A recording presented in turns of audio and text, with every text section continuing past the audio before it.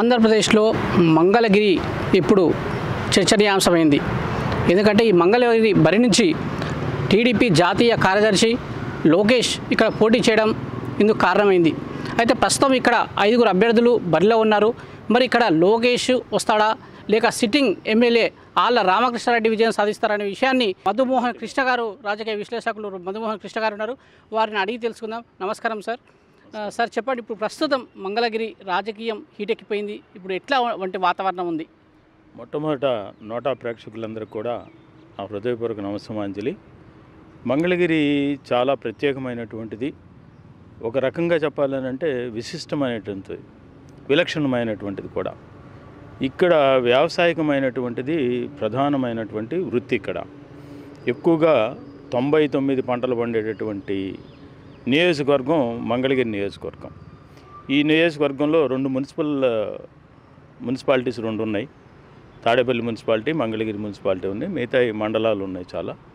So కాబట్టి ఇక్కడ ప్రస్తుతం మంగళగిరి హైలైట్ అవ్వడానికి కారణం కేవలం లోకేష్ గారు పోటీ చేయడం వల్ల అని చెప్పి చాలామంది అభిప్రాయం. అయితే ఎప్పుడు కూడా మంగళగిరికి ఒక ప్రత్యేకత అంటూ ఉంది. ఎక్కువ సందర్భాల్లో ఇక్కడ ఎలియన్స్తోనే చాలా పార్టీలు పోటీ చేసినాయి. ఇదివరకు తెలుగుదేశం పార్టీ ఒకసారి బీజేపీతో ఎలియన్స్ పెట్టుకుంది, ఒకసారి సిపిఎం తోటి, ఒకసారి సిపిఐ తోటి. ఈ రకమైనటువంటి పొత్తులతోనే మంగళగిరి సీట్ని ఎప్పుడు కూడా మరి అధికార పార్టీకి కాకుండా ఇతర పార్టీలకు కేటాయించినటువంటి సందర్భాలు అనేకం ఉన్నాయి. దానివల్ల మంగళగిరి కంటూ ఎప్పుడు కూడా ఒక ప్రత్యేకత అనేది ఇక్కడ ఉంది. ఇదివరకు ఎప్పుడు కూడా పూర్వకాలంలో దీన్ని ముందు కమ్యూనిస్టుల కంచుకోటగా చెప్పేవాళ్ళు. ఐదర్ సిపిఎం ఆర్ సిపిఐ అట్లా ఉండేది. అప్పుడు కమ్యూనిస్ట్ పార్టీకి చెందిన వాళ్ళని కూడా గెలిపించుకున్నటువంటి సందర్భాలు ఉన్నాయి. అనేక సందర్భాల్లో వితౌట్ క్యాస్ట్ ఓరియంటెడ్ సీట్గా కాకుండా అందరూ ఇక్కడి నుంచి ఎన్నికైన వాళ్ళు చాలా సామాజిక వర్గాల నుంచి ఎన్నికైన వాళ్ళు ఉన్నారు. కేవలం ఒక సామాజిక వర్గాన్నే దీన్ని పరిమితం చేయడం అనేది కరెక్ట్ కాదనేది నా ఉద్దేశం. ముఖ్యంగా చెప్పాలంటే మరి వాళ్ళ లోకేష్ గారు ఇక్కడి నుంచి పోటీ చేస్తామన్నారు. మంగళగిరి నుంచి ఎమ్మెల్యే అభ్యర్థిగా పోటీ చేస్తున్నారు.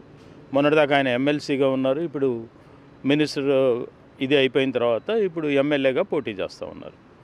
ఆయన మీద పూర్వం అంతకుముందు ఆళ్ళ రామకృష్ణారెడ్డి గారు వైఎస్ఆర్సీపీ ద్వారా గెలుపొందారు. ఆయన కేవలం 12 ఓట్ల తేడాతోనే విజయం సాధించారు. అంతకుముందు ఆయన పోటీ చేసినప్పుడు అవతల క్యాండిడేటు అంత ప్రముఖమైన వ్యక్తి కాదు. కొత్తగా రాజకీయాల్లోకి వచ్చి కొత్తగా స్థిరపడుతున్నటువంటి వ్యక్తి గంజి చిరంజీవి.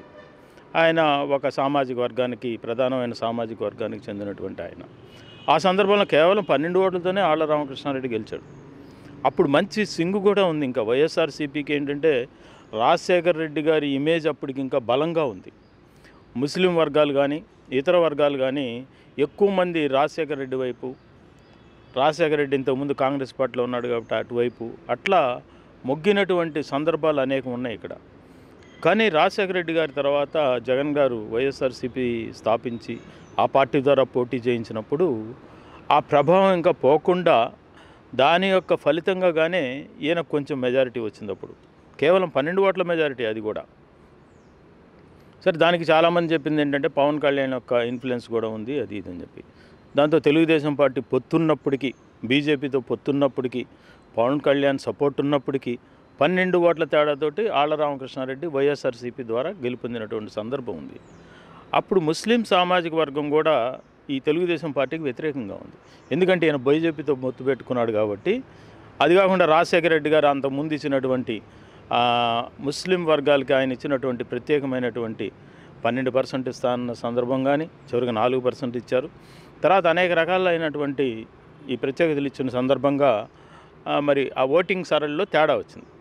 కానీ ఇప్పుడు ప్రజెంట్ ఏంటంటే ముస్లిం వర్గాలు బీజేపీకి చంద్రబాబు నాయుడు గారు దూరం కాబట్టి, తెలుగుదేశం పార్టీ దూరం కాబట్టి ఇప్పుడు చంద్రబాబు నాయుడు తెలుగుదేశం పార్టీ వైపు వాళ్ళు చాలామంది మొగ్గు చూపుతున్నటువంటి సందర్భం ఇప్పుడు ఉంది. ఇంతకు ముందున్నటువంటి వ్యతిరేకత ఇప్పుడు లేదు.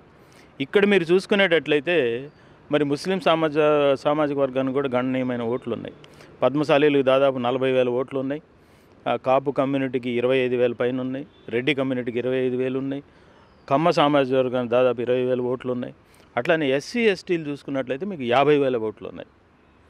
ఈ సందర్భంలో ఇక్కడ కనుక మరి ఈ రకమైనటువంటి పోటీ ఉన్నప్పుడు మరి ముస్లిమ్స్ కానీ ఎస్సీ ఎస్టీలు కానీ అన్ని సామాజిక వర్గాల యొక్క శక్తి సామర్థ్యాలను మనం బేరీజ్ వేసుకునేటట్లయితే ఇప్పుడున్నటువంటి పరిస్థితుల్లో చంద్రబాబు నాయుడు గారు బీజేపీతో ఎప్పుడైతే తెగదెంపులు చేసుకున్నాడో ఈ నియోజకవర్గంలో అత్యధికంగా ఉన్నటువంటి ముస్లిం, ఎస్సీ ఎస్టీ, తర్వాత బీసీ ఈ వర్గాలన్నింటినీ కూడా మనం చూసుకునేటట్లయితే తెలుగుదేశం పార్టీకి అనుకూలమైనటువంటి వాతావరణం ఉంది. దాంట్లో ఇక ఎటువంటి తేడా కూడా లేదు. అయితే అందరూ అనుకున్నట్టు జగన్ వస్తాడు, జగనన్న వస్తాడు, జగనన్న వస్తాడని అంటున్నారు. అయితే ఇది మైండ్ గేమ్ ఒకటి బాగా ప్లే చేస్తూ ఉంది. రెండు పోటాపోటీగా తెలుగుదేశం పార్టీ, అటు వైఎస్ఆర్ జగన్ పార్టీ రెండు కూడా ఈ మైండ్ గేమ్ ఆడటంలో మాత్రం చాలా ఆరితేరినటువంటి విధానాలు వీళ్ళు ఇంప్లిమెంట్ చేస్తూ ఉన్నారు. సో బీజేపీ పెద్ద లెక్కలో తీసుకోవాల్సినటువంటి పరిస్థితి లేదు ఇక్కడ. మీరు అన్నట్టు 5 పార్టీలు అని అన్నారు, కానీ బీజేపీ అంత లెక్కలో తీసుకోవడానికి లేదు. అయితే సిపిఐ ఇక్కడ పోటీ చేస్తూ ఉంది. జనసేన యొక్క సంయుక్త విధానంలో సిపిఐకి ఇచ్చారు ఈ సీటు. కాబట్టి సిపిఐ పోటీ చేస్తూ ఉంది, బీజేపీ పోటీ చేస్తూ ఉంది, తెలుగుదేశం, వైఎస్ఆర్సీపీ ఈ 4 ప్రధానమైన పార్టీలు అని చెప్పి మేము అనుకుంటా ఉన్నాం. వీటిల్లో ఎక్కువ అవకాశాలు తెలుగుదేశం పార్టీకి ఉన్నాయి. అయితే ఇక్కడ లోకేష్ గారిని బట్టి ఓట్లేస్తారా అనేది చర్చనీయాంశం కాదు. కేవలం చంద్రబాబు నాయుడు గారి ఇమేజీ, చంద్రబాబు నాయుడు గారి ఎఫర్ట్సు, చంద్రబాబు నాయుడు గారి యొక్క స్కిల్సు ఇవన్నీ చూసి మాత్రమే తెలుగుదేశం పార్టీకి ఓట్లేద్దాం. ఇంతవరకు జరిగినటువంటి అభివృద్ధిని బట్టి పోలవరం కానీ, పట్టిసీమ కానీ, ఇంకా అనేకమైనటువంటి రాయలసీమలో కానీ, చిత్తూరు జిల్లాలో కానీ 3 ప్రాంతాలకి, ఉత్తరాంధ్ర ప్రాంతానికి, రాయలసీమ ప్రాంతానికి, ఆంధ్ర ప్రాంతానికి 3టికి కూడా చాలా వర్కులు కనుక మీరు నిజంగా చూసేటట్లయితే, విశ్లేషించేటట్లయితే ఆయన ఎఫర్ట్ ఉంది. దాన్ని మనం నిరాకరించలేము. దాన్ని ఖండించడానికి కూడా అవకాశాలు తప్పనిసరిగా. ఇవాళ మీరు రాజధాని చూసినట్టయితే మరి టెంపరీ ఎప్పుడో పెట్టాడు, అసెంబ్లీ ఇక్కడ తీసుకొచ్చేసారు, హైకోర్టు ఇక్కడ తీసుకొచ్చేసారు, ఇంకా అనేకమైనటువంటి సాఫ్ట్వేర్ ఇండస్ట్రీలు ఇక్కడ అనేకమైనటువంటి వచ్చినాయి. మీరు ఇది ఎదురు చూసినట్టయితే మేధా మొత్తం ఖాళీగా ఉండేది, ఇవాళ అది ఫుల్ అయింది. 1,00,000 ఎస్ఎఫ్టీ ఫుల్ అయిపోయింది. తర్వాత ఇప్పుడు 2,00,000 ఎస్ఎఫ్టీ అక్కడే గన్నవరంలో కడతా ఉన్నారు. ఇక్కడ చూసేటట్లయితే మంగళగిరి ఆటోనగర్లో మొత్తం సాఫ్ట్వేర్ ఇండస్ట్రీస్ వచ్చేసినాయి. మీరు చూసినట్టయితే పెద్ద పెద్ద భవంతులు వచ్చేసినాయి. సో ఇక్కడ సాఫ్ట్వేర్కి ఎక్కువ అవకాశాలు ఇక్కడ కల్పిస్తూ ఉన్నారు. నెంబర్ 1 వైజాగ్ అవుతుంది, నెంబర్ 2 మంగళగిరి అవుతుంది. మంగళగిరి ఇన్ ద సెన్స్ రాజధాని అమరావతి. కాబట్టి దీన్ని బట్టి ఇక్కడ ప్రజలందరూ కూడా ఏమనుకుంటున్నారని అంటే, ఇక్కడ చంద్రబాబు నాయుడు గారి పార్టీ రాకపోతే అభివృద్ధి ఆగిపోతుంది, ఇవన్నీ కూడా ఇప్పుడు ఉండేటటువంటి కట్టడాలు కానీ, యూనివర్సిటీలు కానీ, ఎయిమ్స్ కానీ ఏదైనా అన్నీ కూడా వెనకబడిపోతాయి అనేటటువంటి అభిప్రాయం బలంగా ప్రజల్లో ఉంది. అందుకని వాళ్ళ ఆసక్తి ఎటున్నా, కులం వైపు వేయాలనున్నా, వర్గం వైపు వేయాలనున్నా, మతం వైపు వేయాలనున్నా, ఏ రకమైనటువంటి ఆలోచనలు వాళ్ళ మనసులో ఉన్నప్పటికీ ఫైనల్గా వచ్చేసేటప్పటికి ఈసారి మాత్రం అభివృద్ధిని చూడాలి, ఈసారి మాత్రం చంద్రబాబు నాయుడికి మనం ఇంకొక అవకాశం ఆయనకి ఇవ్వాలి అనేటటువంటిది ప్రజల మనసులో బలంగా ఉంది. దాంట్లో అది నిర్వివాదాంశం. ఎందుకనంటే మనం కూడా అందరం ఆలోచించాలి. ఆయన ఇమేజ్ ముందు వీళ్ళిద్దరి ఇమేజ్ ఏంటి ఒకసారి మీరు చూడండి. రాజశేఖర రెడ్డి గారు అంటే ఆయన కాంటెంపరీగా ఉండేవాడు చంద్రబాబు నాయుడు గారికి. కానీ వీళ్ళిద్దరు ఏంటి? What is Pawan Kalyan and what is Jaganmohan Reddy before the personality of Chandrababu Naidu. ఇది ఒక్కటి మనం గమనించాల్సినటువంటి అవసరం ఉంది. అయితే రాజకీయాల్లో అనేకమైనటువంటి జరుగుతూ ఉన్నాయి. అవినీతి అన్ని చోట్ల ఉంది. అవినీతి లేనిది అక్కడ మొత్తం అవినీతి కూరుకుపోయింది అన్ని వర్గాల్లో కూడా. ముఖ్యంగా కొన్ని వర్గాలు మనం చెప్పకూడదు, కానీ అవినీతికి ఆటపట్టుగా ఉన్నారు వాళ్ళు. వాళ్ళని మార్చడం అంటే చాలా కష్టం. అది మీరు అర్థం చేసుకోగలరు ఎవరు అనేది. మనం పొద్దున్న లేస్తే మనకు ఎవరితో పనులో వాళ్ళందరూ కూడా ఎంత అవినీతిమయంగా ఉన్నారో మనం అర్థం చేసుకోవాలి. ఇటువంటి పరిస్థితుల్లో మరి మనం గట్టెక్కి బట్టగట్టాలని అంటే, మరి కేంద్ర ప్రభుత్వం సహకరించకపోయినా మోడీని ఢీకొని నిలబడాలని అంటే, మళ్ళీ మోడీ వస్తే మోడీని ఢీకొనగలిగిన చంద్రబాబు నాయుడు ఒక్కడే. మోడీ ఆపినా ఇక్కడ అభివృద్ధి పనులు ఆగలేదు. ఎంత జోరుగా సాగినాయో మరి వాళ్ళు ఇచ్చామని అంటున్నారు, ఈయన ఇవ్వలేదని అంటున్నారు. ఏది ఏమైనా ఇక్కడ జరుగుతున్నాయి కదా, అభివృద్ధి పనులు మాత్రం జరుగుతూ ఉన్నాయి. ఇది మన కళ్ళతో చూడదగినటువంటి నిజం. సార్, ఇప్పుడు చేనేత కార్మికులు ఒక తీర్మానం చేశారు, లోకేష్కు ఓటేయము అని చెప్పేసి. ఇది టీడీపీకి మైనస్ కాదంటారా? కాదండి. తీర్మానం చేసింది ఎవరండి? ఎంతమంది చేశారండి? ఇప్పుడు లోకేష్ పక్కన ఎవరు తిరుగుతున్నారు? గంజి చిరంజీవి తిరుగుతున్నాడు. ఆయన ఏ సామాజిక వర్గం? అట్లానే చాలామంది తెలుగుదేశం పార్టీకి అనుగుణంగా ఉన్నటువంటి వాళ్ళు ఆ సామాజిక వర్గం నుంచి చాలామంది నాయకులు ఉన్నారు. కేవలం కొంతమంది నాయకులు తీర్మానం చేసినందువల్ల ఇక్కడ ఏమీ పోదు. ఒక్క సామాజిక వర్గమే కాదు, ఇక్కడ అనేక సామాజిక వర్గాలు ఉన్నాయి. అది దృష్టిలో పెట్టుకోవాలి. ఒక సామాజిక వర్గంలో ఒక భాగం మనుషులు పోయారనుకోండి, దానివల్ల వచ్చేటటువంటి నష్టమేం లేదు. దాని ఇంపాక్ట్ కూడా ఏమీ లేదు. 100% దాని ఇంపాక్ట్ లేదు. అంతకుముందు సీటు కోసం వచ్చి ఈ పార్టీలో చేరిన వాళ్ళు వీళ్ళే కదా, సీటు రాకపోతే బయటకు వచ్చి మళ్ళీ జగన్ పార్టీలో చేరి మా సామాజిక వర్గం వ్యతిరేకమని అంటే అది ఎట్లా? మీరే చూడండి, అవునా కాదా?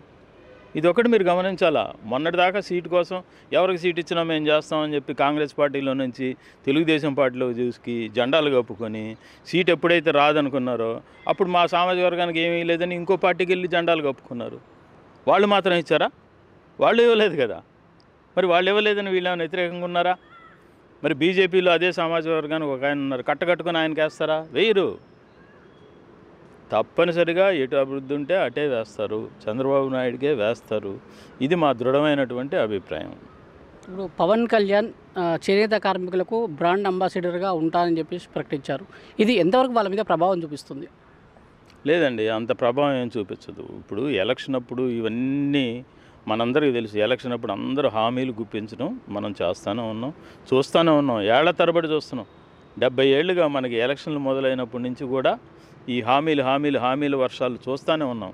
ఇప్పుడైతే మరీ దుర్భరమైనటువంటి, నిజంగా అసలు ఇప్పుడు ఇచ్చేటటువంటి హామీలు అలవిగాని హామీలు ఎట్లా ఇస్తున్నారు మీరు?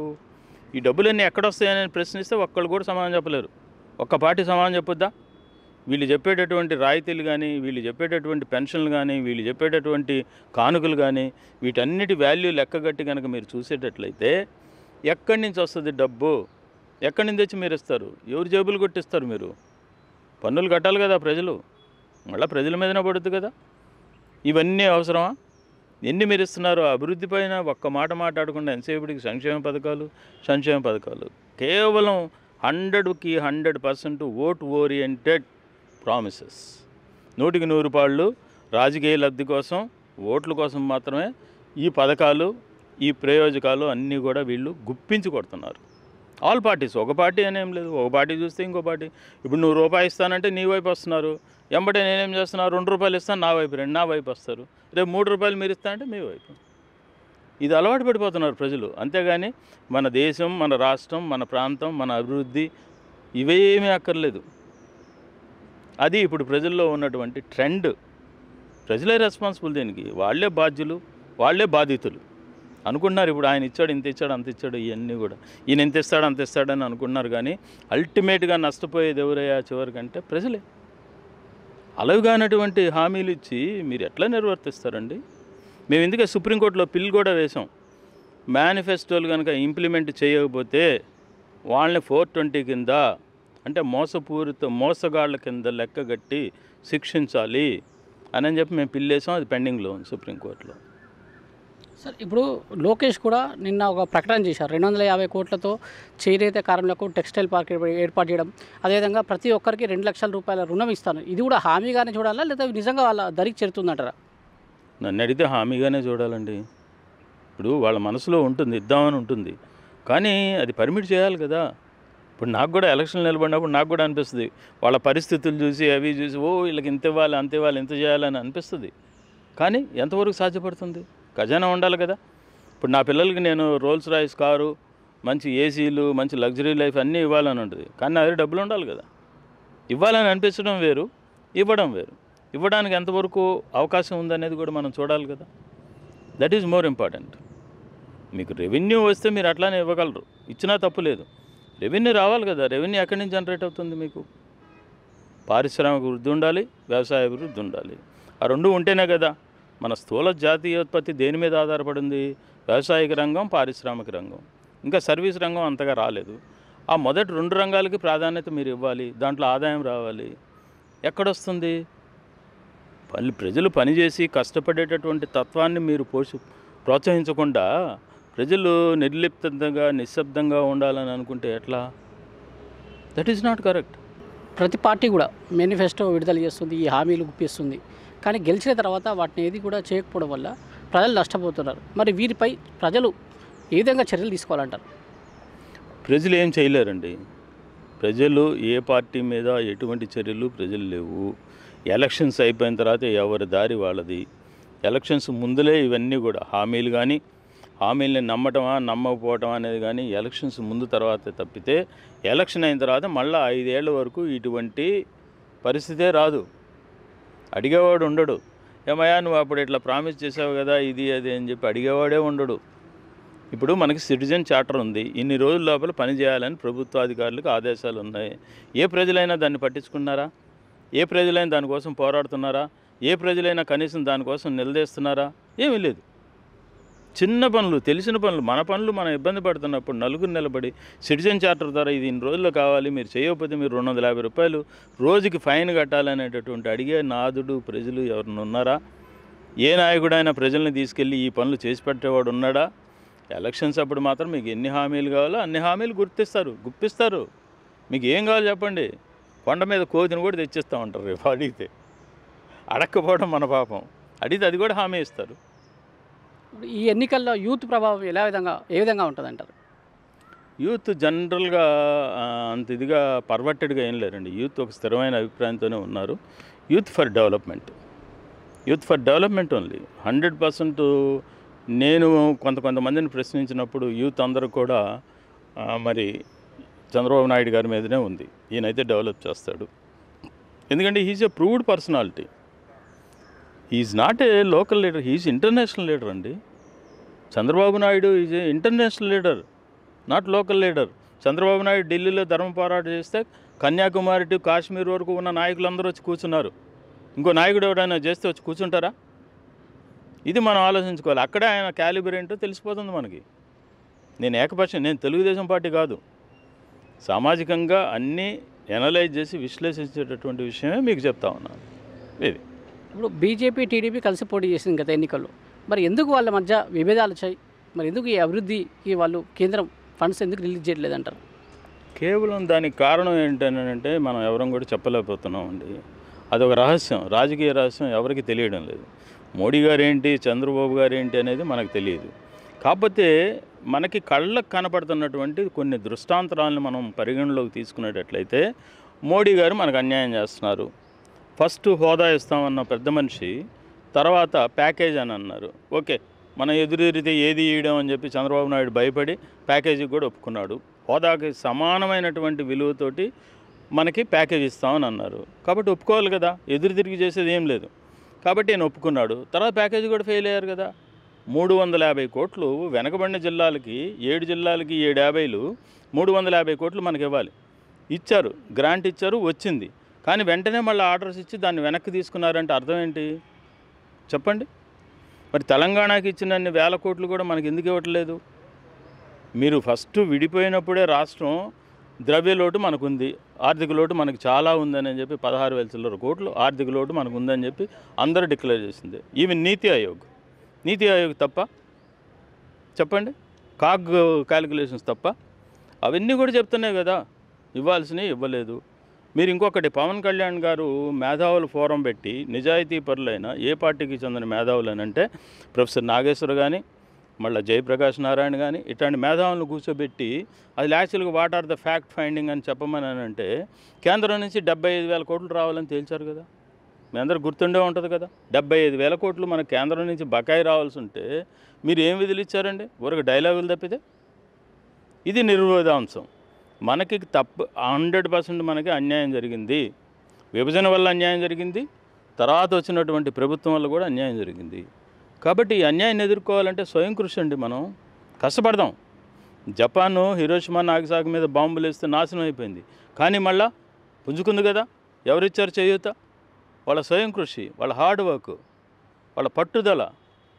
అవి మన ఆంధ్రుల్లో ఉండాలి, బేలతనం ఉండకూడదు. ఆంధ్రుల్లో ఆ పట్టుదల, చైతన్యం అవన్నీ ఉంటే ఆటోమేటిక్గా మనం సాధిస్తాం. కేంద్ర ప్రభుత్వం వాళ్ళు ఇవ్వకపోయినా ఏది ఆగలేదు, అన్నీ జరుగుతూ ఉన్నాయి కదా, చాలా వరకు జరుగుతూ ఉన్నాయి. దానితోడు మనం కూడా హార్డ్ వర్క్ చేస్తే 100% మనం సాధిస్తాం. రేపు ఉన్న వాళ్ళందరూ, ఇప్పుడు చాలామంది రిచ్ పీపుల్ ఇక్కడ ఉన్నారు, చాలామంది కాంట్రాక్టర్లు ఉన్నారు. తలా ఒక కంపెనీ పెట్టండి, తలా ఒక ఆర్గనైజేషన్ ఇక్కడ పెట్టండి, ఆటోమేటిక్గా రెవెన్యూ జనరేట్ అవుతుంది. అది ఎవరు ఆపలేరు కదా. సో ఇప్పుడు లోక్సభ ఎన్నికల్లో కేంద్రంలో ఏ పార్టీ ఫామ్ చేయబోతుంది? కేంద్రంలో అంటే అది అంత ఈజీ అయినటువంటి విషయం కాదండి చెప్పడం. ప్రస్తుతం అయితే దక్షిణ భారతంలో మాత్రం మీకు బీజేపీకి సీట్లు రావు. ఇది ఎవరైనా రాసుకోవచ్చు. దక్షిణ భారతదేశంలో మాత్రం బీజేపీకి సీట్లు రావు. మొన్నేదో కర్ణాటకలో వచ్చినాయి, కానీ ఇప్పుడు ఆ సీన్ కూడా ఇప్పుడు లేదు. కాబట్టి సౌత్ ఇండియా మొత్తం కూడా it is against BJP. So ఆటోమేటిక్గా ఏ పార్టీలు వస్తాయంటే ప్రాంతీయ పార్టీలే వస్తాయి. అట్లానే మీరు అటు చూసుకునేటట్టయితే మమతా బెనర్జీ ఎగనెస్టు, రాజస్థాన్లో ఎగనెస్టు, ఇట్లాంటి పెద్ద మధ్యప్రదేశ్లో ఎగనెస్టు, ఇటువంటి పెద్ద పెద్ద రాష్ట్రాలన్నీ ఎగనెస్ట్గానే ఉన్నాయి కదా బీజేపీకి. కాబట్టి ప్రాంతీయ పార్టీలతోనే ఒక కూటమి ఏర్పడే అవకాశం ఎక్కువగా ఉంది. కాకపోతే ఏంటంటే కాంగ్రెస్ నేషనల్ పార్టీ కాబట్టి లీడర్షిప్ ఎవరికి ఇవ్వాలనే మీమాంస వస్తుంది. ఇప్పుడు యూపీలో మనకి అత్యధికంగా సీట్లు యూపీ రాష్ట్రంలోనే ఉన్నాయి, తర్వాత అన్నీ కూడా ఇట్లా ఉన్నాయి. సరే తెలంగాణ ఒక దారిలో పోతూ ఉంది, ఆయన ఫెడరల్ అంటాడు, ఈయన జాతీయ కూటమి అంటాడు. ఈ రకంగా మనం రకరకాలుగా పోతూ ఉన్న సందర్భంలో తప్పనిసరిగా ప్రాంతీయ పార్టీలదే ఆధిపత్యం అవుతుందండి. అతిపెద్ద పార్టీ ఏదైనా రావచ్చు కానీ ప్రాంతీయ పార్టీలు లేకుండా లేదు. రేపు బీజేపీ వచ్చినా కాంగ్రెస్ వచ్చినా కానీ ప్రాంతీయ పార్టీల సహకారంతోనే గద్దెనెక్కాల్సిందే. ఆ ప్రాంతీయ పార్టీల ప్రభావం ఎక్కువ ఉన్నప్పుడు ఛాయిస్ వీళ్ళదే కదా. కాంగ్రెస్కి ఇస్తారా? ఒకప్పుడు దేవగౌడకి ఎలా జనతాదళకి ఇచ్చారు కదా. కాబట్టి ఇది మనం చెప్పలేం. ఇప్పుడు అంతే కదా. ఇప్పుడు దేవగౌడ కొడుకు కర్ణాటకలో రాజ్యం వెళ్తున్నాడు అని అంటే ఆయన సీట్లన్నీ కాంగ్రెస్ సీట్లన్నీ. ఆ రకంగానే రేపు కేంద్రంలో వస్తే రావచ్చు, మనం చెప్పలేం.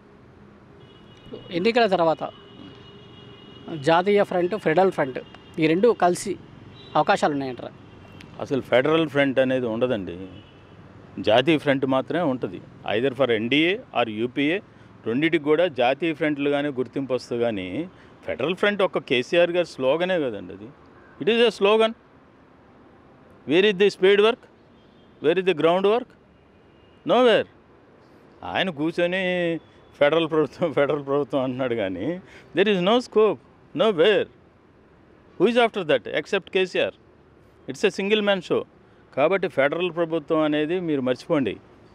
జాతీయ ప్రభుత్వం అది బీజేపీ దీంట్లో ఫామ్ చేస్తా, కాంగ్రెస్ దీంట్లో ఫామ్ చేస్తా, ఏ కూటమి అనేది మన రేపు ఎలక్షన్లో కానీ మనకు తెలియదు. This is what I mean. Congress party కొత్తగా ఒక పేదవాళ్ళకు ఒక స్కీమ్ పెట్టింది, న్యాయ్. అది నిజంగా హామీ అనుకోవాలా లేదా నిజంగా పేదలకు చేరుతుందంటారా? నేను అనుకోవడం హామీ అనండి. ఎందుకనంటే ఇంతకుముందు చాలా ఇట్లా హామీలు ఇచ్చినటువంటి సందర్భాలు అనేకం ఉన్నాయి. ఎగ్జిక్యూషన్లోకి వచ్చేటప్పటికి చాలా హడ్డిల్స్ ఉంటాయండి. కాబట్టి 72,000 ఒక్కొక్క కుటుంబానికి ఇవ్వాలంటే ఈ భారతదేశంలో 120 కోట్ల మంది ప్రజలు ఉన్నాం. ఎన్ని కోట్ల మంది కుటుంబాలు ఉన్నాయి? అన్ని కోట్ల మంది 72,000 చొప్పున మీరు ఇవ్వాలని అంటే ఎన్ని లక్షల బడ్జెట్ కావాలి? ఇది ఎక్కడి నుంచి తేవాలి? ఇది చాలా అసందర్భంగా అనిపిస్తుంది. టు బీ ఫ్రాంక్, పాజిబిలిటీ ఉండాలి కదండి, పాజిబిలిటీ ఉండాలి. నీతి ఆయోగ్ కూడా అదే కండెమ్ చేసింది. 72,000 ఇటువంటి మాటల సంవత్సరానికి ఇంకెవడు పని చేయక్కర్లేదు, లెట్ దమ్ గివ్. ఎవరు పని చేయకపోతే మీకు ఎక్కడి నుంచి వస్తుందండి ఆదాయం? పని చేస్తే కదా. పారిశ్రామికంగా అనేక కంపెనీలు నడవాలి, వ్యావసాయికంగా అన్ని పనులు జరగాలి అని అంటే అందరూ పని చేయాలి కదా. 72,000 మీరు హాయిగా ఇస్తామని అంటే ఎవడు పని చేస్తాడు చెప్పండి? కిలో రూపాయికి బియ్యం ఇస్తున్నారు. చంద్రబాబు నాయుడు వీళ్ళందరూ వచ్చినారు పోటీపడి బియ్యంతో పాటు ఉప్పు, పప్పు, గిప్పు అన్నీ ఇస్తున్నారు. ఇంకెవడు కష్టపడాలి? ఏం చేయాలా? ఇంట్లో 2 ముసలోళ్ళు ఉంటే 6,000 అంటారు. ఇప్పుడు 6,000 పెన్షన్ వస్తుంది. 6,000తో హ్యాపీగా 2 ముసలోళ్ళని జాగ్రత్త మెయింటైన్ చేసుకుంటే 6,000తో హ్యాపీగా కుటుంబం గడిచిపోద్ది. ఎందుకనంటే ఈ ప్రొవిజన్స్ అన్నీ కూడా ఆ రేట్లు ఇస్తున్నారుగా. కిలో రూపాయి బియ్యం, కందిపప్పు ఇస్తున్నారు, నూనెలు ఇస్తున్నారు, ఉప్పు ఇస్తున్నారు, అన్నీ ఇస్తున్నారు. ఇంకేం పని చేయాలి చెప్పండి? నాకు తెలియదు. హాయిగా కూర్చోవచ్చు అందరం. అది బీజేపీ పార్టీ కురువృద్ధులైనటువంటి అద్వానీ, అంటే బీజేపీ వ్యవస్థాపకుడు అద్వానీ, మురళీ మనోహర్ జోషి, ఇక్కడ సికింద్రాబాద్లో చూసుకుంటే దత్తాత్రేయ, వీరందరూ కూడా బీజేపీలో మంచి లీడర్లు. వీరందరూ కూడా టికెట్లు నిరాకరించింది, ఇవ్వలేదు. దీన్ని ఎట్లా మనం పరిగణించాలి? దాంట్లో నాకైతే మాత్రం తప్పేం కనిపించట్లేదండి. ఎందుకనంటే వాళ్ళందరూ బాగా ఓల్డేజ్ అయిపోయారు. ఇప్పుడు వాజ్పేయి గారు ఎందుకు తప్పుకున్నారు? యంగ్స్టర్స్కి తన తర్వాత తరానికి ఎందుకు పగ్గాలు ఇచ్చారు ఆయన? ఇదొకటి మీరు దృష్టిలో పెట్టుకోవాలి. ఇప్పుడు అట్లానే అద్వానీ గారు కానీ, మురళీ మనోహర్ జోషి గారు కానీ, ఇంకొక మన దత్తన్న కానీ, వీళ్ళందరూ కూడా ఒక ఏజ్ వచ్చేసి ఒక ఇదిలో ఉన్నవాళ్ళు ఉత్సాహంగా పరుగు పెట్టలేనటువంటిప్పుడు మరి కొంచెం ఆలోచించే సీట్లు ఇవ్వాలి. యంగ్స్టర్స్ కావాలా, యంగ్ జనరేషన్ కావాలా. ఎంతకాలం మీరు 100 ఏళ్ళు బతుకుంటే 100 ఏళ్ళు మీరే ఉంటే యంగ్ జనరేషన్ ఏమైపోవాలా? తర్వాత తరానికి మనం అందివ్వాలి కదా. అడ్మినిస్ట్రేషన్ సిస్టమ్స్ కానీ, క్యాలిబర్ కానీ, ఎబిలిటీస్ కానీ, స్కిల్స్ కానీ మనం తర్వాత తరానికి అందించాలి కదా. అది అందించకపోతే ఎట్లా? కాబట్టి దాంట్లో తప్పే ఉంది. వాళ్ళు వయోభారంతో వాళ్ళు ఉన్నటువంటి స్థితిలో వాళ్ళకి ఇవ్వకుండా వేరే వాళ్ళని మోడీ ప్రిఫర్ చేశాడు. దాంట్లో తప్పేం లేదు నన్ను అడిగితే. ఇంకొన్ని రోజులు పోయిన తర్వాత మోడీని తప్పిస్తారు. అంతే కదా, నడవలేనప్పుడు ఇది చేయలేనప్పుడు తప్పించాలి కదా. ఇప్పుడు మరి గవర్నమెంట్ ఎంప్లాయీస్ని 60 ఏళ్ళు అవగానే పీకేస్తున్నారు, ఇంకా వాళ్ళకి శక్తి సామర్థ్యాలు ఉన్నాయి. ఎందుకు పీకేస్తున్నారంటే దానికి సమాధానం ఏంటి? నిర్దిష్టంగా 60 ఏళ్ల తర్వాత వీళ్ళ శక్తి తగ్గుతుంది అనేటటువంటి ఉద్దేశంతోనే వీళ్ళకి రెస్ట్ కావాలనే ఉద్దేశంతో రిటైర్మెంట్ పెట్టారు. అట్లా రాజకీయ నాయకులు కూడా రిటైర్మెంట్ ఉండాలా, as long as they do. కొంతమంది ఉంటారు ఎక్కడో ఎక్సెప్షన్స్, ఇందిరాగాంధీ అట్లా, కొంతమంది మొరార్జీ దేశాయ్ అట్లా, కొంతమంది ఎంత ఏజ్ వచ్చినా కానీ భరోసాగా ముందుకు పోయేటటువంటి వాళ్ళు ఉంటారు, మన ఎన్టీఆర్ లాగా. అది నా అభిప్రాయం. అది ఇప్పుడు అన్ని పార్టీల్లో కూడా ఈ ఒక రిటైర్మెంట్ విధానం రావాలంటారా? రావాలండి, ఖచ్చితంగా రావాలి. అన్ని పార్టీల్లో రిటైర్మెంట్ విధానం రావాలి. యంగ్స్టర్స్కి అందివ్వాలి, యంగ్స్టర్స్ని ట్రైనప్ చేయాలి, స్కిల్ డెవలప్మెంట్ చేయండి. ఓ ప్రెసిడెంట్ ఆఫ్ ఇండియా ప్రపంచాన్ని శాసించినటువంటి వాళ్ళు కూడా అతి సామాన్య మానవులుగా అమెరికాలో తిరుగుతున్నప్పుడు ఇక్కడ అది ఉంటుందా పరిస్థితి? ఒక కౌన్సిలర్ కూడా రిటైర్ అయినా కానీ కాళ్ళ ఎగరేసి తిరుగుతాడు. కౌన్సిలర్ కూడా రిటైర్ అయిన తర్వాత కాళ్ళ ఎగరేసుకొని తిరుగుతాడు. కౌన్సిలర్ కూడా తన పదవి కాలంలో చలామణి చేస్తాడు, పోలీసుని కమాండ్ చేస్తాడు, రెవెన్యూ వాళ్ళని కమాండ్ చేస్తాడు, అందరిని కమాండ్ చేస్తాడు, ఎక్సెప్ట్ జ్యుడిషియరీ.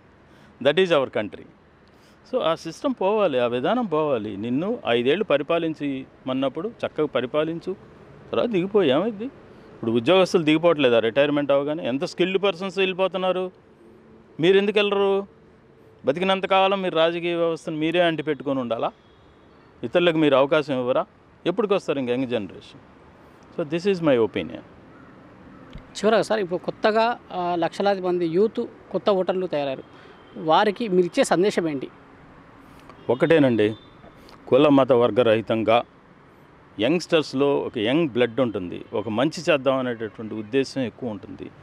వాళ్ళకి ఈ కుల పిచ్చి అంటుకోకుండా, మత పిచ్చి అంటుకోకుండా, వర్గ పిచ్చి అంటుకోకుండా నిజాయితీగా ఎవరు మనకు పనిచేస్తారు, ఎవరు మన లీడర్గా యోగ్యుడు అని ఆలోచించి వేయండి. ఏ పార్టీ అయినా సరే మంచి వాళ్ళకు ఓటేసేటటువంటి విధానం వచ్చినప్పుడు ఏ పార్టీ అయినా మంచి వాళ్ళని తీసుకొస్తుంది. డబ్బున్న వాళ్ళని గెలిపిస్తారు, రౌడీ అయినా గోండా అయినా వాడినే గెలిపిస్తారు అని అంటే వాళ్ళనే తీసుకొస్తుంది, లేకపోతే గెలవరు కదా. ప్రజల్లో మార్పు రావాలండి. ప్రజలు ఎప్పుడైతే మంచి వాళ్ళని గెలిపించడం అలవాటు చేసుకుంటారో పార్టీలు కూడా మంచి వాళ్ళనే క్యాండిడేట్లుగా పెట్టడానికి వెతుకులాడతాయి. అప్పటి వరకు డబ్బున్నోడిని గెలిపించుకుంటామనే విధానం ఉన్నంత వరకు గెలిపించుకోలేరు. యూత్లో మాత్రం బలంగా ఆ ఇది ఉంటుందండి. ఎప్పుడు కూడా మనం మంచి చేయాలి, సమాజాన్ని ఉద్ధరించాలి, సమాజం కోసం పాటుపడాలి, మనకు మంచి నాయకులు కావాలి, మంచి వాళ్ళు ఎలక్షన్లో రావాలి. అయితే దీన్ని కొంత ఈ కులతత్వం అనేది వాళ్ళను కూడా ప్రభావితం చేస్తుంది. యూత్ని కూడా ఇది ప్రభావితం చేయడం అనేది దురదృష్టకరమైనటువంటి విషయం, ముఖ్యంగా ఆంధ్ర రాష్ట్రంలో నాకు తెలిసి. సార్, ప్రస్తుత రాజకీయంలో ఇక్కడ చూసినా డబ్బు మద్యం ప్రవహిస్తుంది. అంటే యువత కూడా రావాలన్నా వారి దగ్గర డబ్బు ఉండదు. కుటుంబ పాలన పరంగానే అంత తరతరాలుగా వాళ్ళే డబ్బు పెట్టేసి రాజకీయాల్లో వస్తున్నారు. ఇట్లాంటప్పుడు దీన్ని ప్రక్షాళన చేయాలంటే ఎట్లా చేయాలి? దీన్ని ప్రక్షాళన చేయాలంటే ప్రజలే నడుం కట్టాలండి. మీరు అనుకున్నట్టు ఇప్పుడు మద్యం మీదనే అనేక రాష్ట్రాలు నిలదొక్కుంటా ఉన్నాయి. మన రాష్ట్రాన్ని తీసుకున్నట్లయితే 22,000 కోట్ల రూపాయల ఆదాయం మద్యం మీద వస్తుంది. అంటే 2 లక్షల కోట్ల రూపాయలు మందు ప్రజల చేత తాగించబడుతుంది. కాబట్టి వాళ్ళ హెల్త్ ఆస్పెక్ట్ మీద ఇంత నష్టం చూపిస్తా మీరు మేమేదో ప్రయోజనం చేసామంటే ఎట్లా? 22,000 కోట్లు. అది ప్రజల పద్ధతిరా, ప్రజలు చూసుకోవాలి. ఇప్పుడు మనకి మహిళా ఓటర్లు ఎక్కువ అండి, పురుష ఓటర్ల కన్నా మహిళా ఓటర్లు ఎక్కువ. మహిళా ఓటర్లు అందులో ఒక నిర్ణయం తీసుకోండి, మాకు ఎవరైతే మద్య నిషేధం పెడతారో వాళ్ళకే ఓటేస్తామని ఒక నిర్ణయం తీసుకొని మీరు ఓట్లేసి గెలిపించండి క్యాండిడేట్ని. వస్తారా? మహిళలదే ప్రధాన పాత్ర కదా. ఇవాళ 50% మహిళలు ఉన్నారు ఎక్కడ చూసినా. కొన్ని నియోజకవర్గాల్లో 50% కన్నా ఎక్కువ ఉన్నారు. వాళ్ళు ఎందుకు శబ్దం తీసుకోరు? వాళ్ళ కుటుంబాలే కదా నాశనం అయిపోతుంది మద్యం వల్ల. ఎంత దుర్మార్గంగా ప్రవర్తిస్తున్నారు. క్రైమ్ రేట్ పెరగడానికి కారణం మద్యమే కదా, ఇది అందరికీ తెలిసిన విషయం. యాక్సిడెంట్లకు కారణం మద్యం. ఈ రుగ్మత చూసుకున్న కారణం ఎదురా అంటే మద్యమే. హెల్త్ పోవడానికి కారణం మద్యమే. ఇంట్లో కుటుంబాలు నాశనం అయిపోవడానికి కారణం మద్యమే. ఆ మద్యాన్ని ఎవరు నిరోధిస్తారో వాళ్ళకి ఓటేస్తామని మహిళలకు శపథం తీసుకొని 50% పైగా ఉన్న మీరు ఓట్లేస్తే, మీరు ఎవరికి ఓట్లేస్తే వాడే గెలుస్తాడు, 100% వాడే గెలుస్తాడు. మరి ఆ నిర్ణయం మహిళలు ఎందుకు తీసుకోవట్లేదు? తీసుకోరు. వాళ్ళు కూడా డబ్బు ఎవడెత్తాడా అని చూస్తారు. మిగతా వాళ్ళు మంది ఎవడు ఇస్తాడని చూస్తే వీళ్ళు డబ్బులు ఎవరు ఇస్తారా అని చూస్తున్నారు. ఎట్లా ఇంకా ఈ దేశం బాగుపడేది ఎట్లా? మీరు కరప్ట్ పర్సన్ ఎన్నుకొని మీరు మళ్ళీ మంచివాళ్ళు కావాలి, దేశంలో మంచి జరగాలి, నీతి ఉండాలి, ఇవన్నీ ఎట్లా కోరుకుంటారండి? మీరు అవినీతిపరమైనటువంటి ఓట్లను మీరు అందిస్తా నీతిపరులు ఎట్లా వస్తారు? నీతి ఎట్లా జరుగుద్ది? అవినీతే జరుగుద్ది. ఒక అడవిలో ఎవరైతే దుర్మార్గం ప్రవర్తిస్తారో వాళ్ళకి మనం సపోర్ట్ చేస్తే మొత్తం దుర్మార్గమే జరుగుద్ది, మంచి ఎట్లా జరుగుద్ది? ఇది ప్రజలు తెలుసుకోవాలి. అది తెలుసుకొని మార్పు తెచ్చుకోవాలి. యువత తెలుసుకోవాలి. యువత తెలుసుకొని మార్పు తెచ్చుకోవాలి. ఇవాళ చూడండి, మీరు ఇంటర్మీడియట్ దాటిన ప్రతి పిల్లోళ్ళు ఎక్కువ శాతం యూత్ అంతా కూడా బార్ల్లో వాటిల్లో కనపడతా ఉన్నారు, పబ్బుల్లో కనపడతా ఉన్నారు. ఎందుకని? వాళ్ళకి సరైనటువంటి దిశానిర్దేశం చేసేటటువంటి విధానాలు కానీ, వ్యక్తులు కానీ, వ్యవస్థ కానీ లేదు. వ్యవస్థలను మీరు నాశనం చేస్తున్నారని అన్ని పార్టీలు అంటున్నాయి. ఈ మాట మాత్రం అన్నీ అంటున్నాయి. కామన్ ఇదేంట్రా అంటే వ్యవస్థలన్నీ కూడా మీరు నాశనం చేస్తున్నారు. మీరే కదా దానికి బాధ్యులు. మద్యాన్ని అంతా మీరు కంట్రోల్ ఎక్కడన్నా ఉందా? 18 ఏళ్ళు దాటిన వాళ్ళు మాత్రం బార్లోకి రావాలంటే మీరు వెళ్ళి చూడండి ఎంతమంది పిల్లలు ఉంటారు. Who will control that? Parents control చేయరు, చేయాల్సిన వ్యవస్థలు చేయట్లేదు. ఇంకేముంటుంది? చివరికి మిగిలేదు అవస్థే. They are addicted for. ఇది నా అభిప్రాయం. సో మహిళల్లో చైతన్యం వస్తుంది, రాజకీయాల్లో మార్పు సంభవిస్తుందని చెప్తున్నారు రాజకీయ విశ్లేషకులు అంబటి మధుమోహన్ కృష్ణ గారు. ఇది ఇవాల్టి పవర్ టాక్. కెమెరామెన్ శ్రీకాంత్తో టీవీ రమణ, గుంటూరు.